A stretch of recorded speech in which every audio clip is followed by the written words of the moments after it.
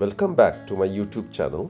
Students, आज के session में हम इलेक्ट्रोस्टैटिक पोटेंशियल और कैपेसिटेंस के जितने भी टॉपिक्स हैं सीबीएसई करिकुलम में और अदर स्टेट बोर्ड्स में, उन सारे टॉपिक्स को हम पूरी ढंग से रिकैपिटुलेट करेंगे। सारे फॉर्मूले, सारे ग्राफ्स और सारे इंपॉर्टेंट जो आर्टिकल्स हैं वो हम रिवाइज करने की कोशिश करेंगे। अब इलेक्ट्रिक पोटेंशियल बच्चों, इलेक्ट्रिक पोटेंशियल क्या होता है?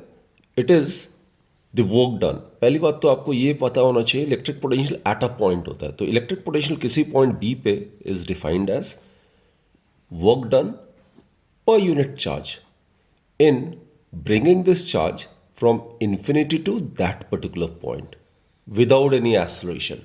मीन्स इस चार्ज को जब इन्फिनिटी से लेके पॉइंट बी तक ले आ रहे हैं without any acceleration, without any net force, तो उस केस में जितना भी वर्क डन कर रहे हैं divided by this charge, that will give us the expression for the electric potential at that particular point, right.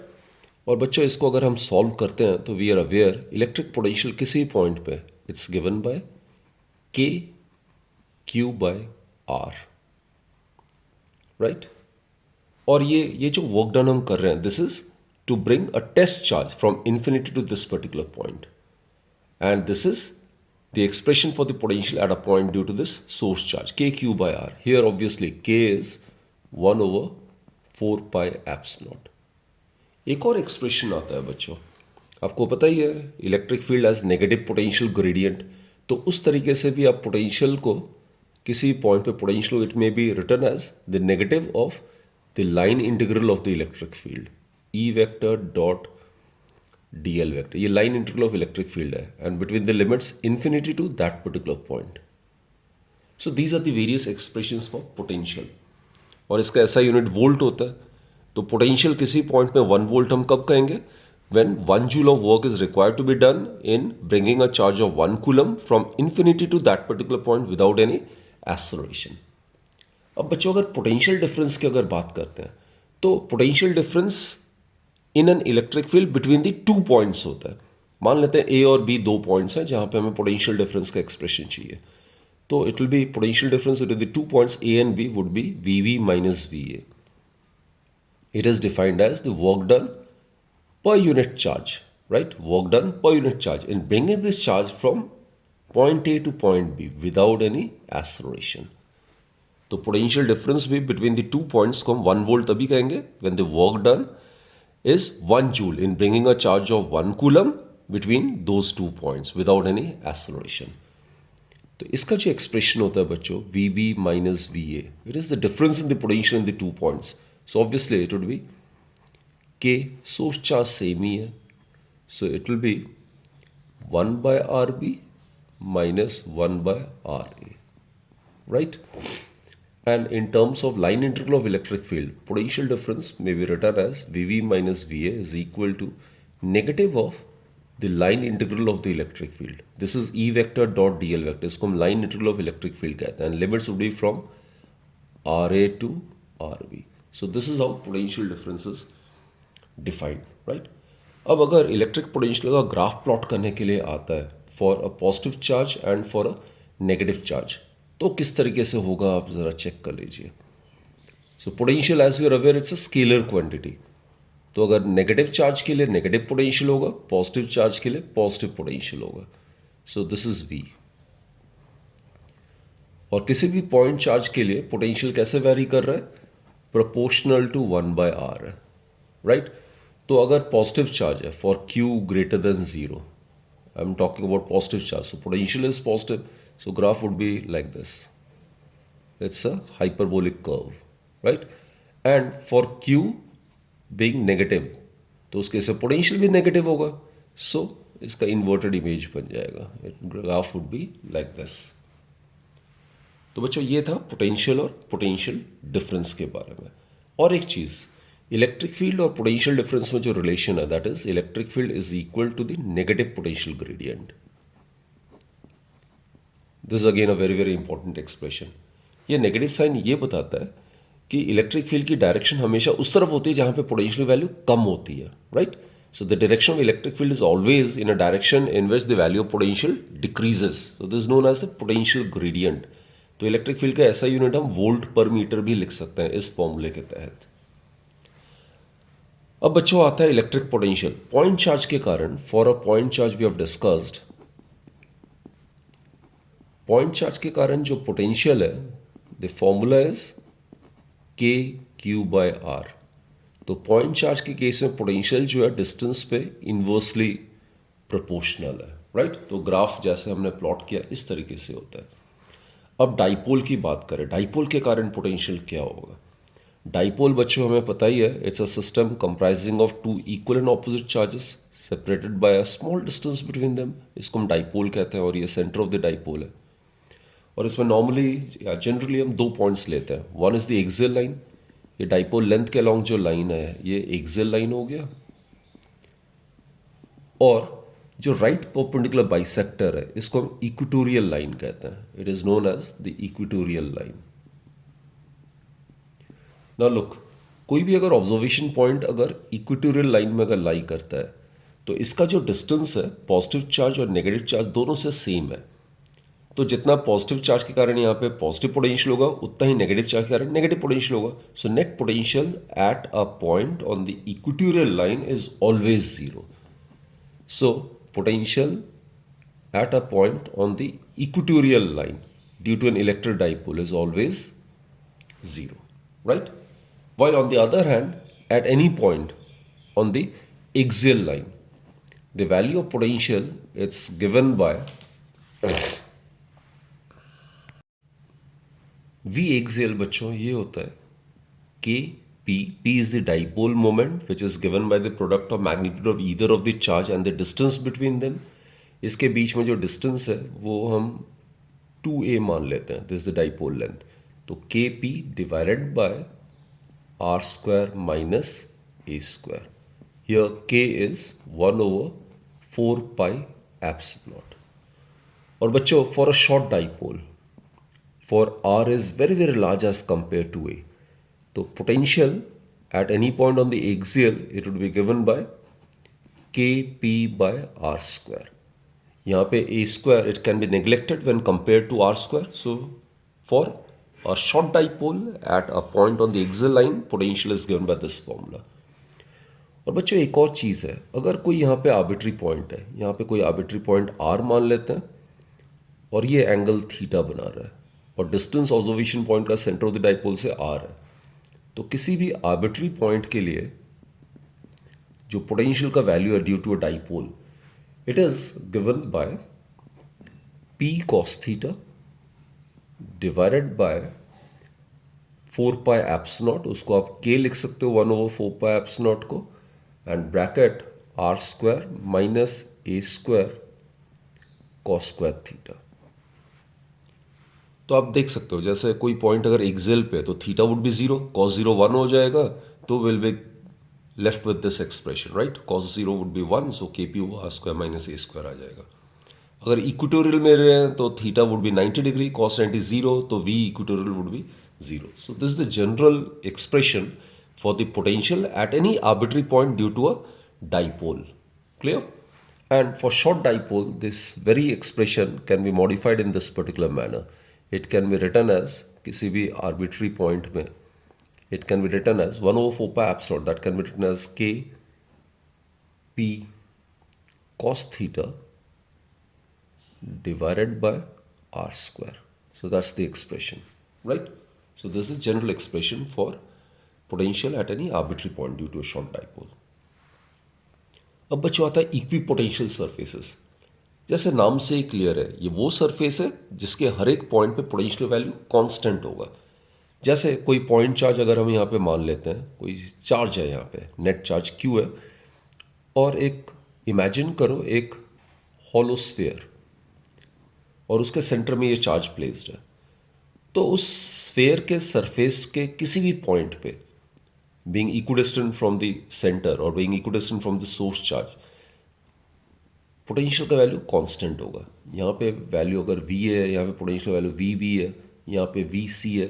So all the values of potential at any point on the surface of this imaginary sphere would be constant. So this sphere, this surface of the sphere will act as an equipotential surface. So as the term suggest बच्चों, कोई भी surface जिसके हर एक point पे potential value constant होती है, that surface में be termed as an equipotential surface. इसके ढेर सारे प्रॉपर्टीज हैं। जो इलेक्ट्रिक फील्ड इक्विपोटेंशियल सरफेस से बाहर निकलती है वो हमेशा राइट एंगल होता है। सो electric field always makes an angle of 90 degree with the equipotential surface. और बच्चों हमें पता है पोटेंशियल डिफरेंस जो होता है it is work done per unit charge होता है। अब इक्विपोटेंशियल सरफेस के दो पॉइंट्स पे पोटेंशियल डिफरेंस जीरो होगा क्योंकि पोटेंशियल सेम होता है हर एक पॉइंट पे। तो work done in moving a charge between any two points on an equipotential surface is always zero, right. तो पोटेंशियल डिफरेंस जीरो होने की वजह से work done in moving a charge between any two points on an equipotential surface is always always zero. Always remember that. अब बच्चे दो equipotential surfaces आपस में इंटरसेक्ट भी नहीं कर सकता क्योंकि अगर पॉइंट ऑफ इंटरसेक्शन पे दो अलग अलग वैल्यू ऑफ पोटेंशियल हो जाएगा जो कि पॉसिबल नहीं है क्योंकि पोटेंशियल का वैल्यू कांस्टेंट होना चाहिए। तो इसलिए दो इक्विपोटेंशियल सरफेसेस आपस में कभी इंटरसेक्ट नहीं करती है। और एक बहुत ही इंपॉर्टेंट सा कॉन्सेप्ट आता है कि इक्विपोटेंशियल सरफेसेस को किस तरीके से ड्रॉ करना है हमें for uniform electric field and for non uniform electric. इस डायग्राम को आप रेफर करो। This is a very very important diagram. हमें पता है E जो होता है in magnitude it is given by dV by dr। वैसे negative of the potential gradient होता है। तो नेगेटिव का मतलब मैंने बताया था इलेक्ट्रिक फील्ड की डायरेक्शन उस तरफ होती है जहाँ पे पोटेंशियल वैल्यू कम होती रहती है। अगर ये पॉजिटिव चार्ज है इलेक्ट्रिक फील्ड इमैनेट करेगा रेडियली आउटवर्ड, इजंट इट। तो जैसे जैसे इलेक्ट्रिक फील्ड दूर जा रहा है सोर्स चार्ज से वैसे वैसे पोटेंशियल वैल्यू कम होती जा रही है। तो इलेक्ट्रिक फील्ड की डायरेक्शन हमेशा उस तरफ होती है जहाँ पे पोटेंशियल वैल्यू कम होती रहती है, डिक्रीज होती रहती है। तो ये बच्चों मैंने तीन चार इक्विपोटेंशियल सरफेसेस बनाया। This is the first equipotential surface, this is second one, this is third one and D ये चौथा वाला। अब देखो ये पॉइंट चार्ज है। पॉइंट चार्ज के कारण जो इलेक्ट्रिक फील्ड होगा स्फेरिकली सिमेट्रिकल होगा लेकिन ये नॉन यूनिफॉर्म इलेक्ट्रिक फील्ड को रिप्रेजेंट करता है। अब ये जो पहला स्फेयर है ये एक इक्विपोटेंशियल सरफेस है, इसके हर एक पॉइंट पे पोटेंशियल वैल्यू सेम होगी। दूसरा वाला भी इक्विपोटेंशियल सरफेस है, तीसरा वाला भी इक्विपोटेंशियल सरफेस है, राइट। तो इसके भी हर एक पॉइंट पे पोटेंशियल वैल्यू सेम होगी लेकिन स्पेसिंग पे जरा ध्यान दो। For the constant potential difference between the two equipotential surface E जो है इनवर्सली प्रोपोर्शनल टू dr है, या आप लिख सकते हो dr is inversely proportional to E। जहां पे इलेक्ट्रिक फील्ड की स्ट्रेंथ ज़्यादा है, जहां पे इलेक्ट्रिक फील्ड स्ट्रॉन्गर है, उस रीजन में जो स्पेसिंग है इक्विपोटेंशियल सरफेसेस के बीच में वो कम है। तो देखो चार्ज के आसपास इलेक्ट्रिक फील्ड की जो स्ट्रेंथ है वो ज़्यादा है, तो यहाँ पे इक्विपोटेंशियल सरफेसेस की जो स्पेसिंग है उनके बीच में दैट इज क्वाइट लेस। और जैसे जैसे इलेक्ट्रिक फील्ड की स्ट्रेंथ बढ़ती रहती है दूर जाके वैसे वैसे जो स्पेसिंग होती है इक्विपोटेंशियल सरफेस की वो बढ़ती रहती है। For constant potential difference between the two equipotential surfaces dr is inversely proportional to the strength of electric field. So बच्चों this is the diagram for these four equipotential surfaces in case of a non-uniform electric field. तो ध्यान देना point charge के कारण जो equipotential surface है that should be spherical. और अगर एक से ज़्यादा अगर इक्विपोटेंशियल सरफेसेस ड्रॉ करने के लिए आता है तो you need to draw it like this concentric circles with spacing between this circles और स्फेयर्स इंक्रीजिंग, राइट। अब फॉर यूनिफॉर्म इलेक्ट्रिक फील्ड मैंने बताया जो इक्विपोटेंशियल सरफेस है उसके हमेशा 90 डिग्री एंगल बनाता है इलेक्ट्रिक फील्ड इक्विपोटेंशियल सरफेस के। तो अगर यूनिफॉर्म इलेक्ट्रिक फील्ड है तो it will B given bye set of equidistant parallel lines, right. यहाँ पे हर जगह इलेक्ट्रिक फील्ड की स्ट्रेंथ कांस्टेंट है। तो अगर ई भी कांस्टेंट है तो डी आर भी कांस्टेंट होगा। तो यहाँ पे जो स्पेसिंग है दैट शुड बी सेम। ये अगर D1 है this spacing should also be D1। तो ये तीन इक्विपोटेंशियल सरफेसेस मैंने बनाया इस केस में यूनिफॉर्म इलेक्ट्रिक फील्ड के केस में। और यहाँ पे स्पेसिंग बच्चों ध्यान देना है आपने, स्पेसिंग बिल्कुल सेम होना चाहिए। और इलेक्ट्रिक फील्ड जैसे मैं बार बार रिपीट कर रहा हूँ ये surface of the equipotential surface के साथ हमेशा 90 डिग्री बनाता है, राइट। अब ये बहुत ही अच्छा सा कॉन्सेप्चुअल क्वेश्चन है, सीबीएसई में ये आ चुका है question. Electric field that uniformly decreases in magnitude along the x direction, ये एक्स डायरेक्शन है। और इस तरफ ये मैंने शो किया है पैरेलल लाइन से इक्विडिस्टेंट, लेकिन ये यूनिफॉर्म इलेक्ट्रिक फील्ड नहीं है। इलेक्ट्रिक फील्ड इस रीजन में डिक्रीज कर रहा है। तो जैसे से इलेक्ट्रिक फील्ड डिक्रीज करेगा तो स्पेसिंग क्या होगा, बढ़ता रहना चाहिए। तो ये तो हमें पता है कि electric field along X direction कम हो रहा है, तो इस डायरेक्शन में जैसे जैसे इक्विपोटेंशियल सरफेस बनाओगे उसके बीच में जो स्पेसिंग वो बढ़ती रहनी चाहिए। तो यहाँ पे स्पेसिंग कम है और यहाँ पे स्पेसिंग ज़्यादा है। सो D2 would be greater then D1। तो यहाँ अगर इलेक्ट्रिक फील्ड E1 है, यहाँ पे अगर E2 है, तो obviously E2 is less than E1. The strength of the electric field is decreasing along this direction. So definitely the spacing between the successive equipotential surfaces will keep on increasing. तो ये भी 3 equipotential surfaces है for this particular case. अच्छा, इसमें इसका उल्टा case ले रहे हैं। यहाँ पे इलेक्ट्रिक फील्ड बच्चों एक्स डायरेक्शन के अलोंग इंक्रीज कर रहा है, सेम कॉन्सेप्ट होगा। यहाँ पे इलेक्ट्रिक फील्ड ये वाला कम है और इस रीजन में इलेक्ट्रिक फील्ड स्ट्रॉन्गर है। जिस रीजन में इलेक्ट्रिक फील्ड स्ट्रॉन्गर होता है वहाँ पे इक्विपोटेंशियल सरफेसेस जो है उनके बीच में स्पेसिंग कम होती है। सो this is D1, this is D2। Here E2 is greater than E1, therefore D2 would be less than D1. So concept is same. So point is, for a point charge, the nature of the equipotential surfaces must be spherical, right? और अगर straight जा रहा है electric field, अगर uniform है या non uniform भी है, अगर डिक्रीज इंक्रीज कर रहा है यूनिफॉर्मली, तो उस केस में प्लेन सरफेस होगा, इक्विपोटेंशियल सरफेस का नेचर प्लेनर होगा, राइट। इनिशियल एनर्जी का कॉन्सेप्ट कर लेते हैं। हमें पता ही है किसी भी सिस्टम में अगर दो चार्जेस है तो उन चार्जेस को इनिशियली हम इन्फिनिटी में मान लेंगे। तो इन्फिनिटी से लेके उन चार्जेस को उनके रेस्पेक्टिव लोकेशन तक लाने के लिए जितना भी वर्क डन करना पड़ेगा, that work done is known as the electric potential energy of the system. For electric potential energy of a system of charges, we'll consider two charges Q1 and Q2. Suppose they are placed in air and separated by distance of R12. Initially we will assume these two charges to be placed at infinity. अब infinite से इन दोनों charges को जब हम इनके respective location पे ले आएंगे तो कुछ वर्क डन करना पड़ेगा। That work done gets stored in the system in the form of its electric potential energy. और किसी भी सिस्टम में अगर दो चार्जेस है तो उस केस में जो फॉर्मूला होता है पोटेंशियल एनर्जी का, that is K Q1 Q2 by, so the potential energy for a system comprising of 2 point static charges is K Q1 Q2 by R12. R12 is the distance between these two charges. अगर बच्चे तीन charges का case लेते हैं, ये Q1 है, ये Q2 है और ये Q3 है, इनके बीच में डिस्टेंस R12 मान लेते हैं, इनके बीच में डिस्टेंस R23 मान लेते हैं और इनके बीच में डिस्टेंस R13 मान लेते हैं। तो इस केस में जो पोटेंशियल एनर्जी होगा that will be given bye K।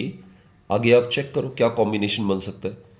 Q1 Q2 इनके बीच में डिस्टेंस है R12, कॉम्बिनेशन क्या होगा Q1 Q2 Q1 Q3 and Q2 Q3। Accordingly इसमें तीन टर्म्स होगा, Q1 Q3 divided by distance between them is R13 and lastly Q2 Q3 divided by R23।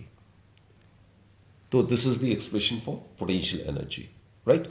और इसी को अगर हम जनरलाइज करते हैं फॉर n चार्जेस, किसी भी सिस्टम में अगर n पॉइंट चार्जेस अगर हैं तो उस केस में जो पोटेंशियल एनर्जी का जो एक्सप्रेशन होता है that is given by summation I equals to 1 to n, j equals to 1 to n and I is not equal to j, so it is qi qj divided by rij and यहाँ पे आएगा k तो है ही है 1/4π और बच्चों इससे अगर हम एक्सपैंड करते हैं तो हर टर्म इसमें दो बार रिपीट होगा, तो उसको कॉम्पेंसेट करने के लिए ये न्यूमरल फैक्टर हाफ जो है ये इंट्रोड्यूस करना ज़रूरी है, right. This numeral factor half is introduce so as to compensate on the fact that each and every term will get repeated twice on expanding it. So this is the general expression for the potential energy of a system comprising of n point charges.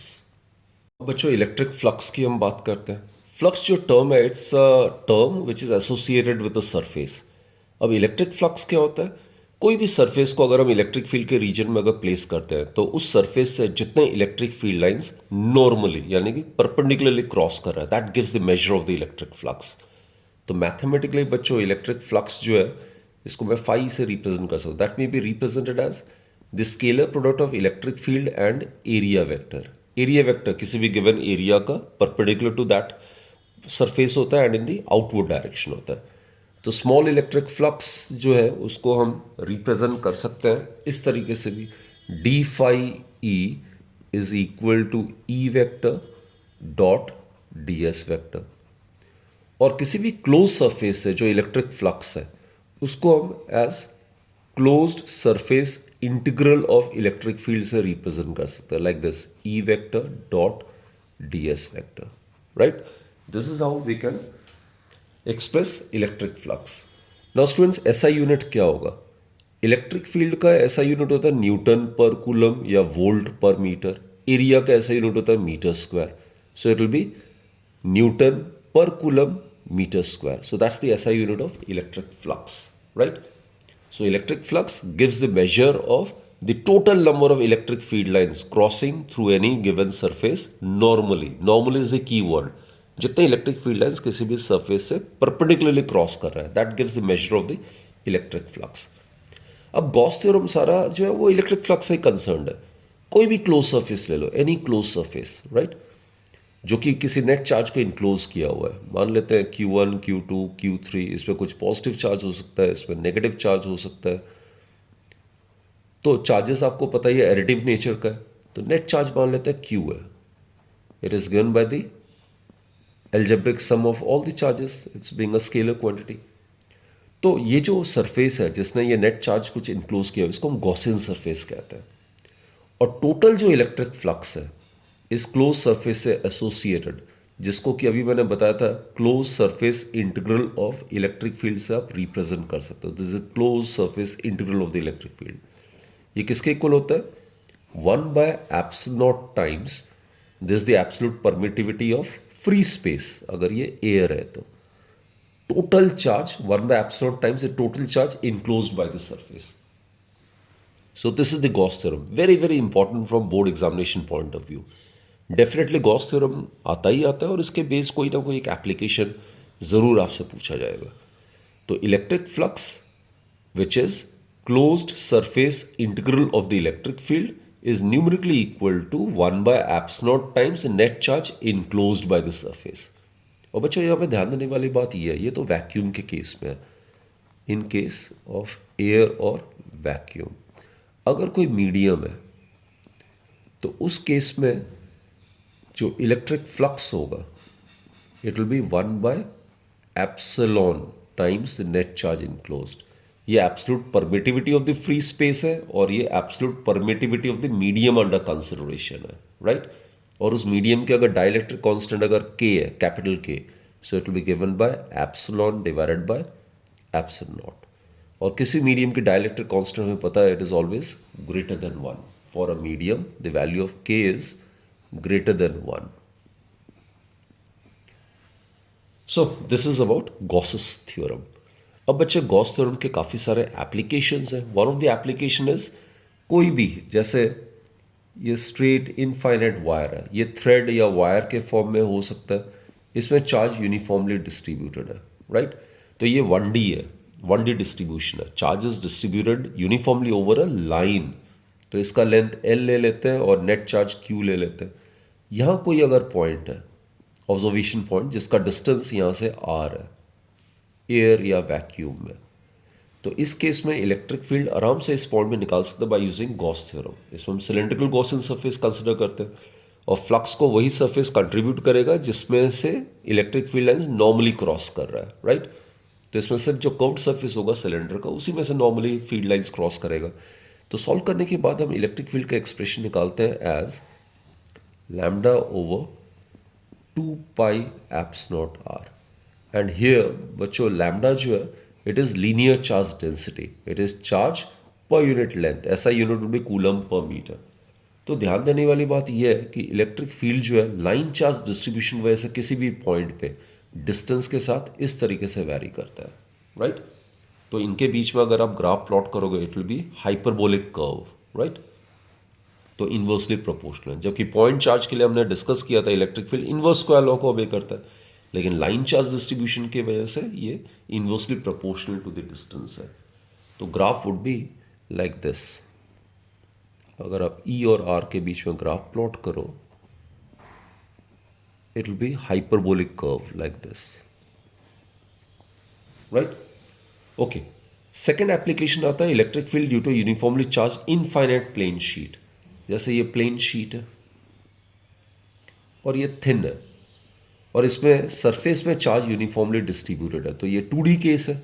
तो इसमें हम sigma वाला concept use करेंगे। अगर area A है, अगर total charge Q है, तो सिग्मा क्या हो जाएगा, charge per unit area. This is constant, lambda sigma rho जो कि लीनियर चार्ज डेंसिटी है, सरफेस चार्ज डेंसिटी है, volume charge density, they will remain constant, क्योंकि जैसे जैसे डायमेंशंस बढ़ेगा वैसे वैसे चार्ज भी बढ़ेगा, so ratio will remain constant. तो इस केस में हमने पाया था ऑब्जर्वेशन पॉइंट जहाँ कहीं पे भी हो, कहीं पे भी, चाहे यहाँ पे हो चाहे यहाँ पे हो, तो इलेक्ट्रिक फील्ड जो आता है इसका एक्सप्रेशन होता है sigma by 2 eps not. So most important point is electric field at a point due to a thin uniformly charged sheet is independent of the distance of the observation point from the sheet. तो R पे ये depend करता ही नहीं है। Sigma जैसे बताया it's the surface charge density. तो इसका अगर आप ग्राफ प्लॉट करोगे ये डिस्टेंस में वैरी ही नहीं करता है, तो ये कांस्टेंट है, तो it will be a straight line parallel to the axis in which we are representing the distance. तो यहाँ पे ई का वैल्यू जो होगा it is sigma by 2 eps naught, right. And lastly बच्चों, electric field due to uniformly charge thin spherical shell. This are important concept. ये hollow sphere है, shell है, it's not a solid sphere, shell. Shell में भी जो charge होगा वो उसके सरफेस में ही डिस्ट्रीब्यूटेड होगा। हॉलो स्फेयर है, उसके सरफेस में ही चार्ज यूनिफॉर्मली डिस्ट्रीब्यूट होगा, और शेल का रेडियस हम कैपिटल आर मान लेते हैं। तो इसमें 3 केस आता है। एक जब ऑब्जर्वेशन पॉइंट अंदर लाई करता है, यानी कि जब small R less than capital R होगा। एक जब सरफेस पे लाई करता है when small R is equal to capital R होगा। और एक जब सरफेस के बाहर लाई करता है ऑब्जर्वेशन पॉइंट, तो वहाँ पे R is greater than capital R होगा, राइट। तो ये हमने अगेन गॉसियन सरफेस यूज करके, स्फेरिकल गॉसियन सरफेस यूज करके आराम से हम इलेक्ट्रिक फील्ड निकाल सकते हैं। When the observation point lies outside the uniformly charged spherical shell, then the entire charge may be assumed to be considered at the center. तो ये एक तरीके से पॉइंट चार्ज की तरह बिहेव करता है। तो आउटसाइड जो इलेक्ट्रिक फील्ड होता है that is simply given by K Q by R square, right. Point charge के लिए जो फॉर्मूला होता है इलेक्ट्रिक फील्ड वही वैलिड रहता है इस केस में भी, जब observation point uniformly charge spherical shell के बाहर लाई करता है। तो इस केस में electric field inverse square law obey कर रहा है। जब बच्चों हम सरफेस पे ले आते हैं तो यहां पे electric field is found to be maximum and it is given by K Q by R square. और इसको अगर सिग्मा के टर्म्स में लिखोगे तो it will be by eps naught. So this is maximum and constant value. So at the surface of the spherical shell, the electric field is maximum. और अंदर at any point inside the spherical shell, the electric field is found to be zero. और बच्चों इस concept को हम use करते हैं in the case of electrostatic shielding. तो किसी भी ऑब्जेक्ट को अगर हमने एक्सटर्नल फील्ड से अगर प्रोटेक्ट करना है तो make sure to place it in a hollow conductor, क्योंकि हॉलो कंडक्टर के अंदर इलेक्ट्रिक फील्ड जो है वो जीरो होता है हमेशा। सो कोई भी ऑब्जेक्ट अगर हॉलो कंडक्टर के अंदर रखते हैं तो it will be kept shielded और protected from the external electric field. So that's the concept of electrostatic shielding. तो यहाँ से लेके यहाँ तक इलेक्ट्रिक फील्ड जीरो है, सरफेस पे मैक्सिमम है, और उसके बाहर इनवर्स स्क्वायर लॉ भी करेगा। अगर स्फेरिकल शेल के बाहर ऑब्जर्वेशन पॉइंट है तो सारा का सारा चार्ज आप सेंटर पे कॉन्सेंट्रेट कर सकते हो। और एक बात बच्चों, जिस रीजन में इलेक्ट्रिक फील्ड जीरो है तो वहां पे पोटेंशियल क्या होगा, कांस्टेंट होगा। तो यूनिफॉर्मली चार्ज स्फेरिकल शेल के अंदर, inside the uniformly charge spherical shell, किसी पॉइंट पे including its surface, the potential is constant. Just remember this. तो इसका जो ग्राफ है अगर आप प्लॉट करोगे तो it will be like this. ये इलेक्ट्रिक फील्ड है, ये डिस्टेंस है ऑब्जर्वेशन पॉइंट का, तो ये centre of the spherical shell है। तो अगर ये वाला अगर रेडियस मानते हैं तो यहाँ तक तो इलेक्ट्रिक फील्ड जीरो है, सरफेस पे मैक्सिमम है which is sigma by epsilon naught, और सरफेस से दूर ले जाते हैं आउटसाइड द स्फेरिकल शेल, वो इनवर्स स्क्वायर लॉ ओबे करता है। तो it will be a graph like this, steep होगा ये इनवर्स स्क्वायर लॉ ओबे करता है, that is E is proportional to 1 by R square, right. बच्चों नेक्स्ट टॉपिक आता है कंडक्टर्स एंड इंसुलेटर्स का। अब कंडक्टर्स हमें पता है कि ये वे सब्सटेंसेस होता है which consist of a large number of charge carriers. And students, conductors में चार्ज कैरियर्स जो होते हैं वे फ्री इलेक्ट्रॉन्स होते हैं। तो फ्री इलेक्ट्रॉन्स क्या होता है? I mean in the absence of an external field, free electrons inside the conductor move randomly about here and there, right? जब हम कंडक्टर के दो एंड्स को किसी सोर्स से कनेक्ट करते हैं, then those free electrons they tend to drift in a particular direction against the direction of the electric field, तब वो करंट को कॉन्स्टिट्यूट करता है। तो basically what I mean to say is that conductors वे substances होते हैं जो कि फ्री चार्ज कैरियर्स यानी कि फ्री इलेक्ट्रॉन्स होने की वजह से कंडक्ट करता है, इलेक्ट्रिसिटी करंट को कंडक्ट करता है। जबकि दूसरी तरफ इंसुलेटर्स में चार्ज कैरियर्स की कमी होती है, there are scarcity of free electrons. तो चार्ज कैरियर्स ना होने की वजह से ये वे सब्सटेंसेस होते हैं जो कि करंट को कंडक्ट नहीं करता है, राइट? तो बेसिकली कंडक्टर्स के केस में जब हम इसको एक्सटर्नल इलेक्ट्रिक फील्ड में प्लेस करते हैं तो क्या क्या चीज़ होती हैं, क्या प्रोसेस होते हैं, तो वो बहुत बहुत इंपॉर्टेंट है। उसमें बेस ज़रूर कुछ कॉन्सेप्चुअल क्वेश्चंस आ सकते हैं, राइट? तो सपोज बच्चों ये एक कंडक्टर है, any conductor, and let us consider this to be an external electric field. ये ई नॉट जो है वो एक्सटर्नल इलेक्ट्रिक फील्ड है। अब कंडक्टर, अगर ये कंडक्टर है तो एज आई हैव स्टेटेड कि इसके अंदर ढेर सारे फ्री इलेक्ट्रॉन्स होंगे, तो वो electrons being negatively charge it will get accelerated against the direction of the electric field. तो इलेक्ट्रॉन्स की कॉन्सेंट्रेशन यहाँ पे ज़्यादा हो जाएगी, राइट? इस वाले फेस में ज़्यादा आ जाएगा, तो रीडिस्ट्रीब्यूट हो जाएगा इलेक्ट्रॉन्स। जब यहाँ से इस तरफ इलेक्ट्रॉन्स आ जाएगा तो जहाँ से इलेक्ट्रॉन्स गायब हुआ है वहाँ पे डेफिशिएंसी ऑफ इलेक्ट्रॉन्स की वजह से नेट पॉजिटिव चार्ज आ जाएगा। अभी भी नेट चार्ज जीरो ही है, सिंपली क्या होता है, रीडिस्ट्रीब्यूशन ऑफ इलेक्ट्रॉन्स होता है। तो यहाँ माइनस क्यू, यहाँ पे प्लस क्यू, तो रीडिस्ट्रीब्यूशन ऑफ इलेक्ट्रॉन्स होने की वजह से एक अंदर इलेक्ट्रिक फील्ड सेटअप हो जाता है। और इलेक्ट्रिक फील्ड की डायरेक्शन आपको पता ही है, कहाँ से कहाँ होता है बच्चों, positive to negative. So this is the electric field which is setup inside the conductor. अब स्टैटिक कंडीशन में क्या होता है, ये जो एक्सटर्नल फील्ड है और ये जो इंटरनल फील्ड सेटअप हुआ है due to the redistribution of electrons, ये दोनों इक्वल इन मैग्नीट्यूड होता है और ऑपोजिट डायरेक्टेड होता है। So as a result what happens is they tend to cancel out the effect of each other, right? तो बेसिकली इन दोनों का जो सम है that is E naught plus E जो अंदर एस्टैब्लिश हुआ है due to the redistribution of electrons, it becomes zero vector form में। So students, the point to be noted is that inside a conductor, the electric field is always zero. अब अंदर net electric field zero होने की वजह से काफी सारे concepts इसमें आ जाता है।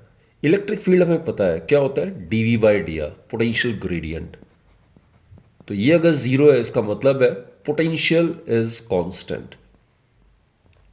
So students, potential at any point inside a conductor including its surface is always constant, right? और दूसरी बात ये भी है, ये जो इलेक्ट्रिक फील्ड लाइंस होता है दे ऑल्सो गेट मॉडिफाइड। ये बच्चों एंटर जब करता है तो ये सरफेस के परपेंडिकुलर, हमेशा ध्यान रखना, it will be like this, surface के परपेंडिकुलर एंटर करता है। और जब कंडक्टर से लीव करता है फील्ड लाइंस तो वो भी परपेंडिकुलर लीव करता है। तो इलेक्ट्रिक फील्ड लाइंस का कोई भी टेंजेंशियल कंपोनेंट नहीं होता है। तो जो भी कंपोनेंट होता है वो नॉर्मल कंपोनेंट होता है इलेक्ट्रिक फील्ड का। सो इलेक्ट्रिक फील्ड एंटर्स और leaves the surface of the conductor always at right angle. Do remember this particular point, right? So there is no tangential component of electric field. तो बच्चों again मैं repeat कर रहा हूं, inside a conductor the electrostatic field is zero, right? And at the surface of the conductor electrostatic field जो है it must be normal, normal मतलब perpendicular to the surface at every point. तो surface of every point पे जो electric field है वो हमेशा perpendicular होता है, राइट? और जो इंटीरियर होता है बच्चों कंडक्टर में, तो उनमें कोई एक्सेस चार्ज स्टैटिक सिचुएशन में नहीं होता है। इंटीरियर ऑफ अ कंडक्टर में कोई भी एक्सेस चार्ज स्टैटिक सिचुएशन में नहीं होता है। इसका मतलब है there is no net charge at any point inside the conductor. और कोई भी अगर एक्सेस चार्ज है तो वो कहां रिसाइड करता है, सरफेस ऑफ द कंडक्टर में। तो all the excess charge resides on the surface of a conductor. और जैसे मैंने कहा इलेक्ट्रिक फील्ड अंदर जीरो होने की वजह से पोटेंशियल जो होता है it is constant through out the volume of the conductor. and has the same value as inside and it's on its surface, right? एक और चीज बच्चे, जो इलेक्ट्रिक फील्ड होता है ना eight the surface of a charge conductor, अगर ये चार्ज कंडक्टर है तो उसके सरफेस में जो इलेक्ट्रिक फील्ड होता है that is given by sigma by eps naught. Sigma, as you are aware, it's the surface charge density which is charge per unit area. Clear? तो ये तो हो गई कंडक्टर्स की बात when it is under the influence of electric field. Clear?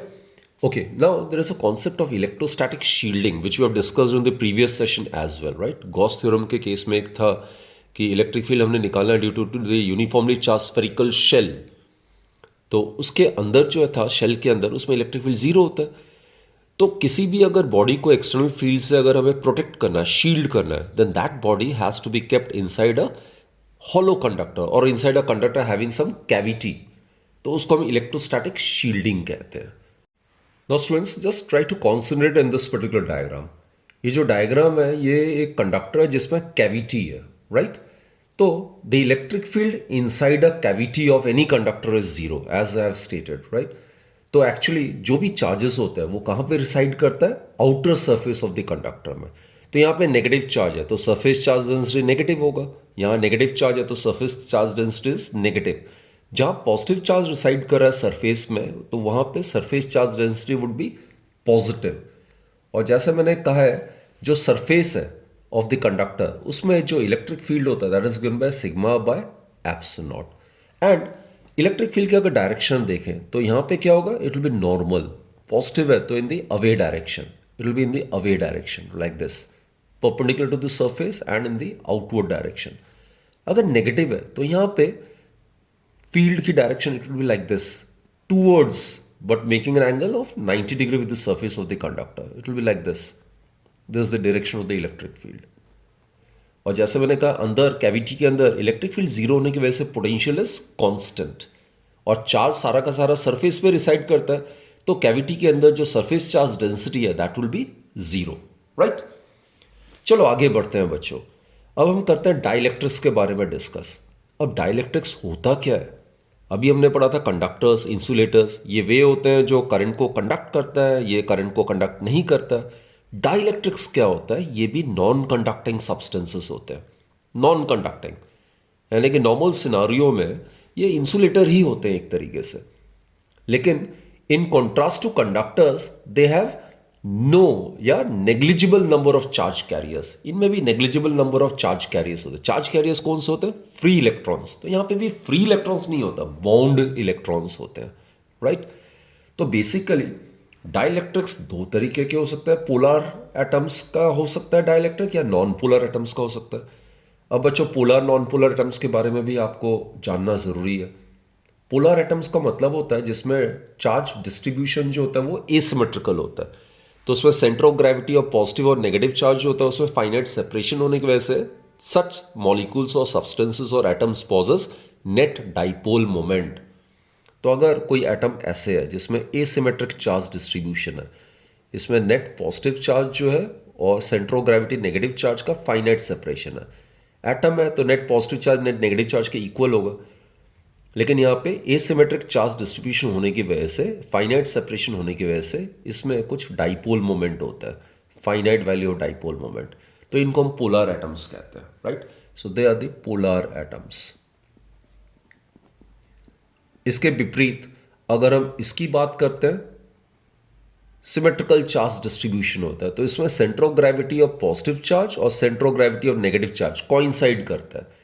तो इसको हम क्या कहते हैं? Non polar atoms. इसमें नेट डाइपोल मोमेंट इस एटम का कितना होता है? Zero. So it is non polar atom, right? तो नॉन पोलर एटम्स में एग्जाम्पल क्या आ जाएगा? H2, then CO2. जबकि पोलर एटम्स के एग्जाम्पल क्या आ जाएगा? HCl, then water H2O. तो these are the examples of polar and non polar molecules, right?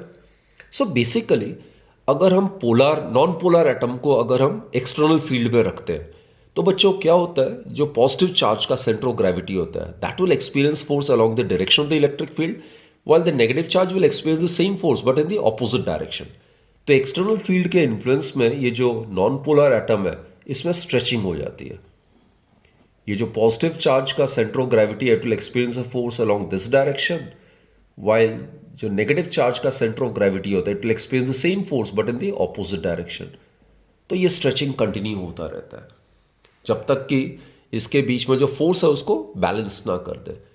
तो एट इक्विलिब्रियम जो रिस्टोरिंग फोर्स है that becomes equal to the electric force, right.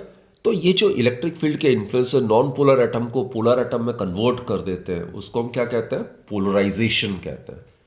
So when a non-polar atom is under the influence of electric field, then the stretching of atom takes place, right? And as a result of which, eventually, ultimately, it becomes a polar atom.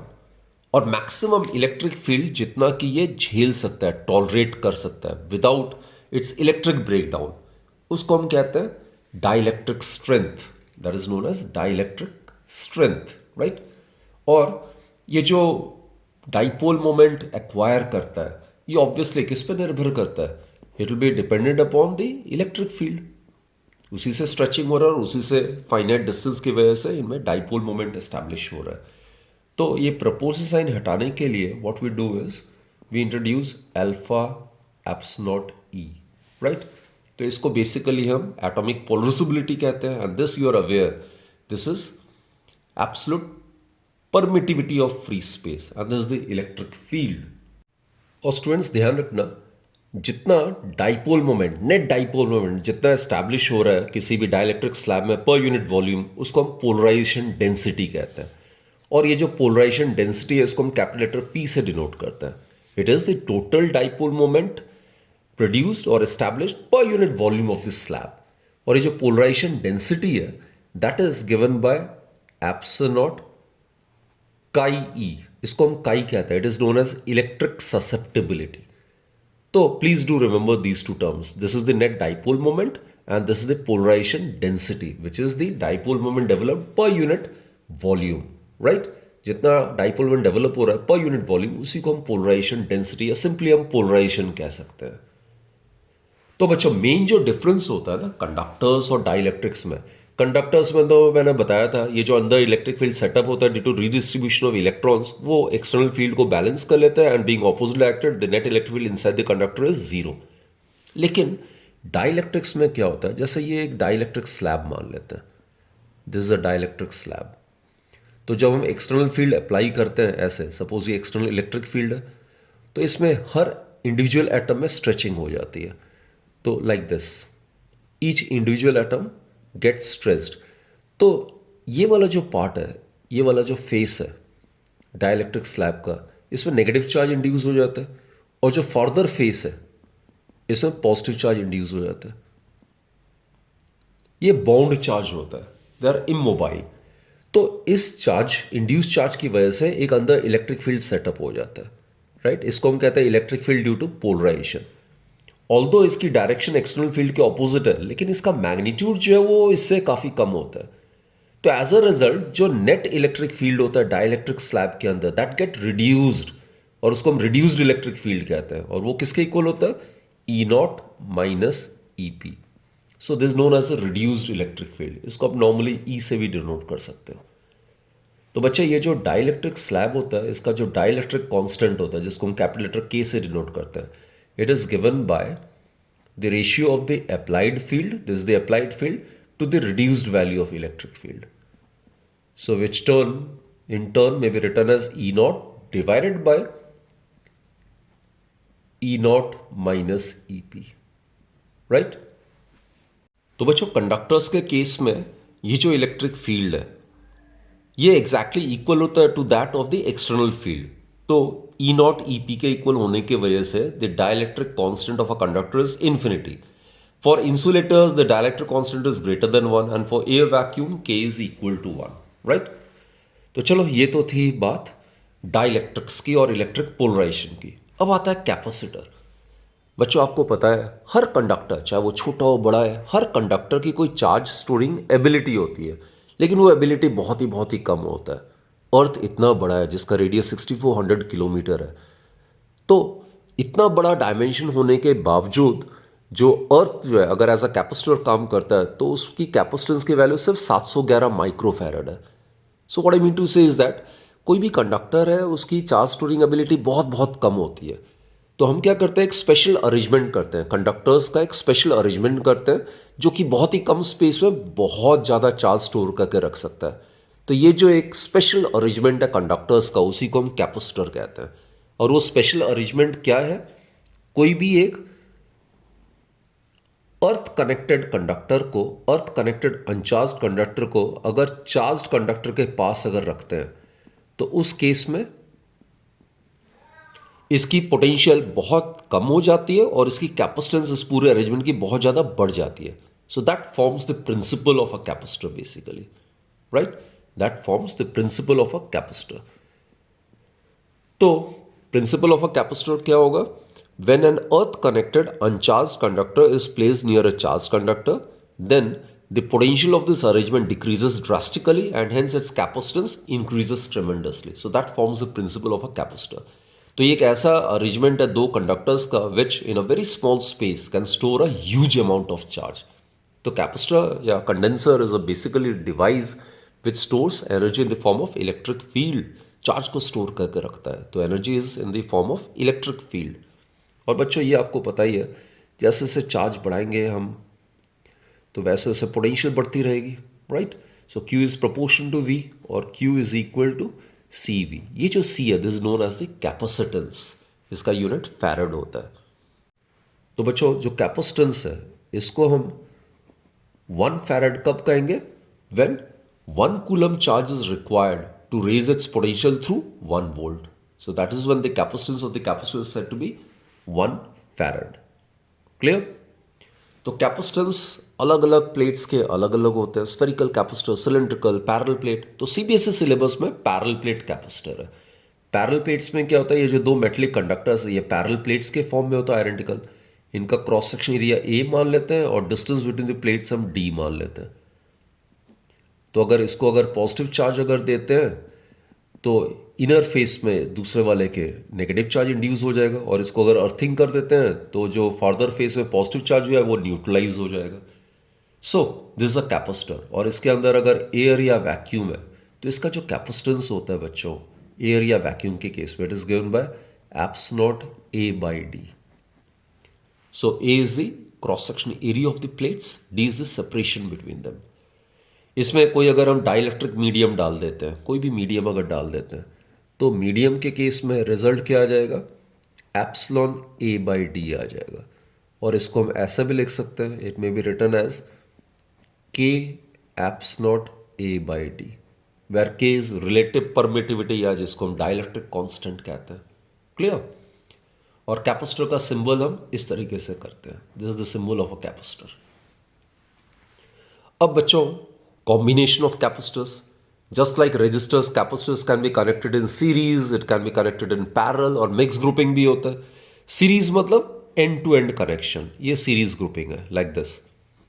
तो series में charge across the plates of each of the capacitor is constant, right. तो ये ध्यान रखना, charge constant होता है series में। और सीरीज में फॉर्मूला क्या होता है, ये वाला फॉर्मूला होता है रेसिप्रोकल वाला। तो net reciprocal of the resultant capacitance of the series grouping, it's given by the sum of the reciprocals of the capacitances of the individual capacitors। ये series grouping है, उसमें चार्ज जो है वो कांस्टेंट होता है, राइट, डू रिमेंबर दिस। जबकि अगर कंडेंसर्स या कैपेसिटर्स अगर पैरेलल में कनेक्टेड है, parallel is like this, across connected होता है लाइक दिस, दो या दो से ज़्यादा कैपेसिटर्स व्हाटएवर। तो यहाँ पे क्या होता है बच्चों, पैरेलल कॉम्बिनेशन में potential difference across the plates of each of the capacitor same as that of the applied voltage. तो यहाँ पे V कांस्टेंट होता है। और इसमें रिजल्टेंट जो कैपेसिटेंस है इसमें क्या आएगा, पैरेलल के केस में it will be simply given by sum of the capacitances of the individual capacitors, right. तो पैरेलल के केस में ये वाला फॉर्मूला है, सीरीज के केस में ये रेसिप्रोकल वाला फॉर्मूला आ जाता है। अब बच्चों कैपेसिटर के केस में उसकी कैपेसिटेंस में क्या असर होगा, when a conducting slab is placed, when a dielectric slab is placed. अब कंडक्टिंग स्लैब जो आपके सीबीएसई सिलेबस में नहीं है, डाइलेक्ट्रिक स्लैब का है। But for your additional information, conducting slab को भी अगर हम इंसर्ट करते हैं तो net capacitance tends to increase, चाहे हम डाइलेक्ट्रिक स्लैब को इंट्रोड्यूस करें चाहे कंडक्टिंग स्लैब को इंट्रोड्यूस करें, दोनों सिनारियों में net capacitance of a capacitor tends to increase. तो ये चीज़ ध्यान देना, ये फॉर्मूला आपको ज़रूर याद रखना है। ये कैपेसिटर है और इसके अंदर मैंने कोई डाइलेक्ट्रिक स्लैब को इंट्रोड्यूस कर दिया। ये डाइलेक्ट्रिक स्लैब है जिसकी थिकनेस टी है और डिस्टेंस बिटवीन द प्लेट्स मैंने डी माना हुआ है, area of each of the plate A माना हुआ है। तो बच्चे जैसे डाइलेक्ट्रिक स्लैब को हम इंट्रोड्यूस करते हैं तो नया जो कैपेसिटेंस होता है इसका फॉर्मूला आता है, it's a very very important derivation. और जैसे मैं बार बार कह रहा हूँ, अगर आपको डिटेल में इसके डिराइवेशंस वगैरह चाहिए होगा तो आप प्लीज़ मेरे प्रीवियस वीडियोस को इन टॉपिक पे उसको रिवर्ट बैक कीजिए और पूरे डिटेल से इसको स्टडी करो। फिलहाल इस सेशन में we are just going through all the topics, a quick recap, right. So इसका फॉर्मूला होता है डाइलेक्ट्रिक स्लैब को जब हम इंट्रोड्यूस करते हैं, it is given by epsilon A divided by D minus T plus T by K. K, that's capital K, it is the dielectric constant of the slab. तो आप check कर सकते हो, अगर T इक्वल्स टू डी के equal हो जाता है तो यहां पे वैल्यू सब्स्टिट्यूट करना, you will get K times epsilon A by D. K greater than 1 होता है तो C would be greater than C naught, right. तो basically what I mean to say is that whether it's a conducting slab or a dielectric slab, the net capacitance of the capacitor tends to increase जब हम इसको dielectric slab को introduce करते हैं between the plates of a capacitor. So that's the thing. चलो last में आता है बच्चों energy stored in a capacitor. अब जैसे मैंने आपको बताया, जो एनर्जी स्टोर्ड होता है कैपेसिटर में, that's in the form of electric field, that is in the form of electric field. And the energy stored in a capacitor that's given by half C V square. ध्यान देना, अगर capacitors parallel में connected है तो make use of this formula, क्योंकि यहां potential constant रहता है। इसको V को Q बाई सी कर दो आप, तो उसमें क्या आ जाएगा, Q square by twice C आ जाएगा। ये फॉर्मूला वहां पे यूज करो जहां पे कैपेसिटर्स सीरीज में कनेक्टेड है, where the charge is constant, right. एक और फॉर्मूला है, आप क्यू वी के टर्म्स में भी कर सकते हो। So it is equal to half C, it can be written as Q by V, so we'll be left with QV. So these are the expressions for the energy stored in a capacitor. Energy density का आप कर सकते हो बच्चे। Energy density क्या होता है, जितना एनर्जी स्टोर किया हुआ है कैपेसिटर में पर यूनिट इट्स वॉल्यूम। तो एनर्जी डेंसिटी का जो एक्सप्रेशन आता है that is given by half epsilon E square. ये आप डिराइव करके देख लेना, energy stored divided by volume करना, सी के जगह वैल्यू सब्स्टिट्यूट करना, you will get this expression. So energy density is joule per metre cube, energy stored in the capacitor per unit its volume. And as I have stated, energy resides inside the capacitor in the form of electric field. एक और चीज बच्चों, दो अलग अलग capacitors है, जैसे इसमें चार्ज Q1 है, इसकी पोटेंशियल V1 है, इसमें कैपेसिटेंस C1 है, और दूसरा कैपेसिटर है जिसका चार्ज Q2 है और उसकी कैपेसिटेंस C2 है, पोटेंशियल V2 है। इसको अगर हमने वायर से कनेक्ट कर दिया तो क्या होगा, ये बहुत इंपॉर्टेंट सा कॉन्सेप्ट है। So when the two capacitors, charge और uncharged, they are connected through a wire, then what happens, जो चार्ज फ्लो करेगा कहां से कहां, from higher potential to lower potential, and this flow of charge will continue till both the capacitors attain a common potential. और बच्चों वो जो common potential है उसका जो एक्सप्रेशन है, it will B given by net charge. Charge हमेशा conserved है, तो net charge Q1 plus Q2 हो जाएगा, that will give us C1V1 plus C2V2 divided by net capacitance. ये पैरेलल ग्रुपिंग का केस होगा, कांस्टेंट पोटेंशियल ऑब्टेन करेगा, सो it will B C1 plus C2, right. This is the expression for the common potential. And last but not the least, जब हम इन दो capacitors को ऐसे connect करते हैं तो जरूर कुछ एनर्जी लॉस होता है। क्यों होता है एनर्जी लॉस, क्योंकि जब यहां से करंट जाएगा या चार्ज फ्लो करेगा, then some energy will be wasted in the form of heat, right.